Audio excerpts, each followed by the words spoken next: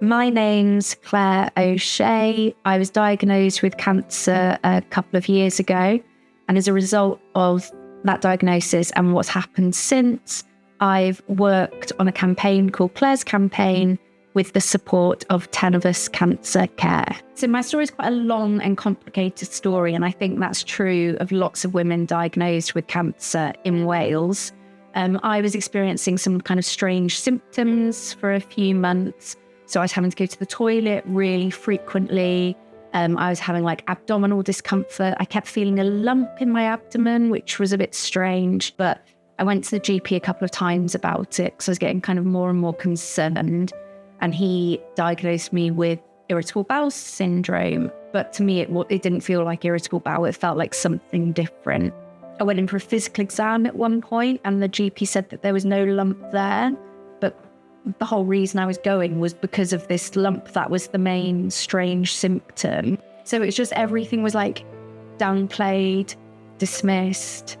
And then I started to feel a bit neurotic, like I was making too big a deal out of it. And a couple of times they didn't even see me in person. They just kind of went, oh, we'll change the meds for you. Or, the fact I couldn't get an appointment, or even though this like lump was growing. And it was only having like friends and family around me saying, no, Claire, there's something wrong, keep going, that I kind of continued to pursue it. Saw a woman GP because I'd requested one, because I'd heard some research on Radio 4 that women and men get better care from women medics. And she immediately referred me. So March was the point where I had a liver scan, and they told me that my cancer had spread to my liver, my bones, and my lungs at that point.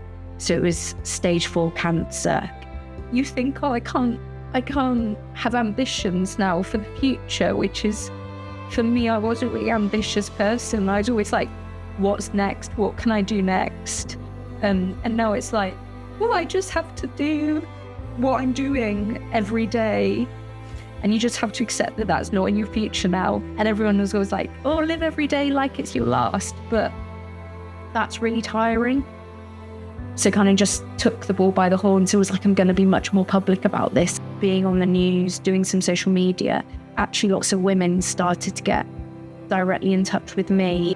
I felt like that those voices had to get out there, and not everyone feels like, one, they can talk about the cancer because they're embarrassed, or two, they can't talk about it because they're still having treatment and they're scared. Like if they say something, their treatment will get worse as a result. There's lots of barriers to people talking about it.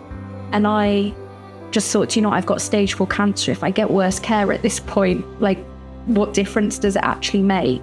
The gynecological inquiry was really important, but it's not the end of the story. And there's only a limited number of women who know to participate in a Senedd inquiry. So this campaign has been good for like giving people an easier in to talk about things without having to like be really official about it. And like we've been able to do that anonymously as well. Women in Wales deserve better treatment, and the NHS and Welsh Government can change that for us.